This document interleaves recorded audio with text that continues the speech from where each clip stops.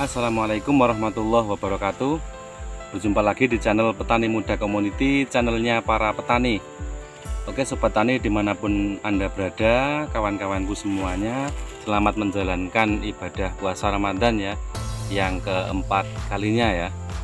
Jadi di sini langsung saja saya berada di tengah-tengah lahan jagung, akan menginformasikan bahwasanya kondisi grafik daripada pertanian yang ada di Kabupaten Tuban. Saat ini saya berada di lahan saya sendiri, yaitu lahan jagung yang kira-kira usianya ya ini mulai katek ya, berapa itu teman-teman pertanian ya tahu sendiri ya, sudah pada mengeluarkan katek dan buahnya sudah pada nongol di sini. Yang perlu saya sampaikan yaitu informasi mengenai perkembangan yang ada di Kabupaten Tuban saat ini. Di 4 tahun yang lalu, bahkan 5 tahun sampai saat ini ya hampir masih menyentuh di 2023 ini, petani kewalahan dengan berbagai kendala yang dihadapi. Namun memasuki Maret 2023 saat ini, khususnya di musim apitan, orang-orang sini menyebutnya ini, kelihatannya dari berbagai sumber informasi yang saya dapat, orang-orang setempat ini menyebutkan bahwasannya itu kembalinya lahan atau optimalnya pada lahan-lahan yang digarap. Maksudnya yaitu kembali optimalnya pada lahan ini itu ada pada Maret 2023 saat ini, yaitu pada musim apitan. Apitan itu yaitu musim dimana orang-orang ini menanam atau kacang atau tanaman yang lain ini yang kedua kalinya. Jadinya saya saat ini berada di musim apitan atau tanam yang kedua ini. Kondisi jagung saya sudah pada katek besar ya, ini baru. Dan yang perlu saya sampaikan, kalau dari penyermatan saya sendiri, kembalinya atau optimalnya grafik pada pertanian orang-orang setempat ini bisa jadi dikarenakan tekstur lahan, atau kalau orang-orang sini menyebutnya ini kebetulan ya, mungkin dipengaruhi oleh beberapa faktor yang ada. Kalau dari pencermatan saya sendiri, ini belum mengenai curah hujan yang belakangan ini menghampiri kita ya. Ini kembali ke pokok pembahasan, yaitu tentang, kalau dari pencermatan saya sendiri ini dari unsur tanahnya ya, itu dikarenakan ada beberapa faktor. Di antaranya salah satunya yaitu penguraian mikroorganisme yang baik. Mikroorganisme sendiri itu kan kalau dari pihak pertanian atau ilmu pertanian itu menyebutnya kan ada dua. Yang pertama yaitu mikroorganisme yang baik dan mikroorganisme yang jahat. Nah, di apitan ini karena ada beberapa faktor yang mempengaruhi sehingga optimalnya lahan pada tanaman orang sekitar ini bisa 100% kelihatannya, itu dari beberapa referensi yang saya dapat. Jadi lahan jagungnya ini optimal, baik.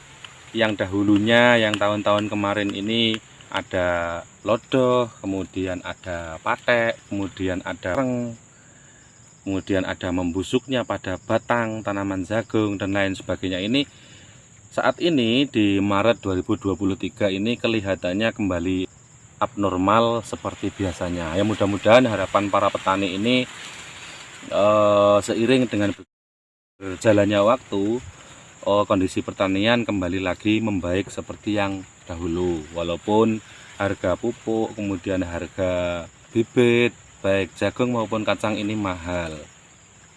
Kembali lagi ke pokok pembahasan, yaitu ketika pada saat apitan atau tanam kedua ini kan ada beberapa faktor yang mempengaruhi dari olah lahannya. Walaupun olah lahan alami ya, ini bisa dikatakan alami karena otomatis ini ada sisa-sisa atau bekas batang jagung yang musim lalu atau musim hujan kemarin, atau yang tanamannya sudah kita panen kemarin ini kan berdampak positif juga pada tanaman yang kedua. Ini kemudian diolah oleh mikroorganisme, diuraikan pada tanaman kita sehingga tanaman ini bisa abnormal kembali. Jadi itu salah satu faktor kembalinya optimal pada tanaman yang kedua itu mungkin ya, ini dari saya pribadi ini. Kemudian yang kedua, karena sudah berpengalaman dalam menangani berbagai penyakit sehingga orang-orang ini sangat berhati-hati dalam menangani lahannya ya. Jadi seperti penyemprotan itu dimulai dari awal sekali, dikarenakan kalau penyemprotan itu kan sebetulnya tidak ya orang ngamuk ya, kasarannya tidak asal, namun ada beberapa cara agar tanaman ini tidak kaget atau tidak merambat ke atas daun ini karena efek daripada pemberian dosis yang terlalu tinggi. Itu kalau menurut saya. Jadi yang paling pokok dari beberapa faktor yang mempengaruhi kembalinya tanaman pada saat ini yaitu kalau saya. Namun kembali lagi pada inti poin pembahasan isi pada video ini, yaitu ini tidak hanya pada titik satu lahan saya, ini banyak orang yang berkata ini, bahkan kondisi jagung saat ini kan tidak semuanya ini seperti milik saya ini ya, masih baru katek ya, tapi kan ada yang sudah bakar, kemudian ada yang baru muncul buahnya atau baru katek atau baru pertengahan juga sudah ada. Jadi kalau berbicara tentang kondisi pertanian saat ini, karena curah hujan yang tidak menentu itu juga berpengaruh pada tanaman-tanaman orang-orang sekitar, maksudnya tidak bersamaan dalam menanamnya. Jadi itu juga berpengaruh pada kembalinya lahan pada pertanian orang-orang setempat. Salah satu bukti bahwasanya berbagai lahan atau titik tanaman orang-orang sekitar ini bisa dikatakan optimal kembali, itu bisa dilihat dari sisi tanamannya. Ini saya contohkan pada lahan saya ini bibit NK Perkasa.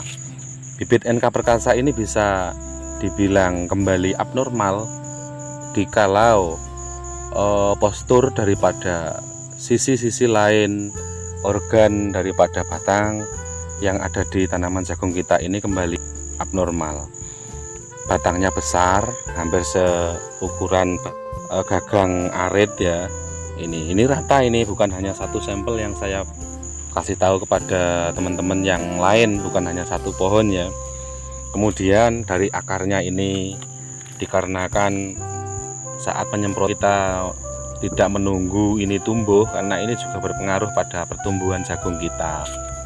Nah ini kalau orang sini ini menyebutnya sulur ya, jangan sampai turun sulur, medun sulur kalau orang sini menyebutnya.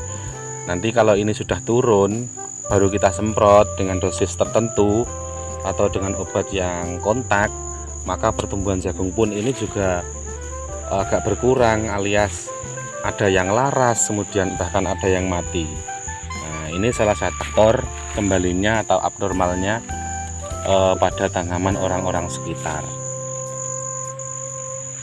Dan yang saya sebutkan tadi yaitu ada mikroorganisme baik dan buruk, kemudian adanya sisa-sisa pupuk kompos alami ini yang diuraikan oleh mikroorganisme ini juga berpengaruh positif terhadap tanaman-tanaman kita, sehingga perkembangan saat apitan ini atau tanaman kedua ini bisa abnormal kembali ya, bisa dikatakan 95% lah ini tanamannya, khusus di tempat saya ini lumayan bagus, alhamdulillah ya.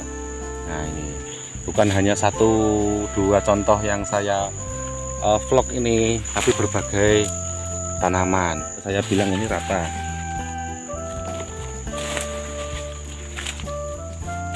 Walaupun dua juga durasi volumenya sama tebalannya.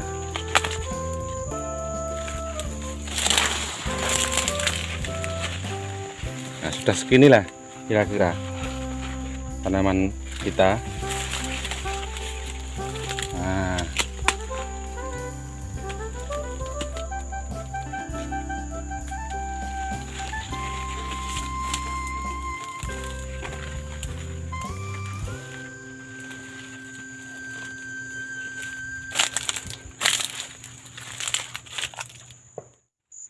itu tadi beberapa pemaparan yang saya sampaikan, isi daripada video saat ini.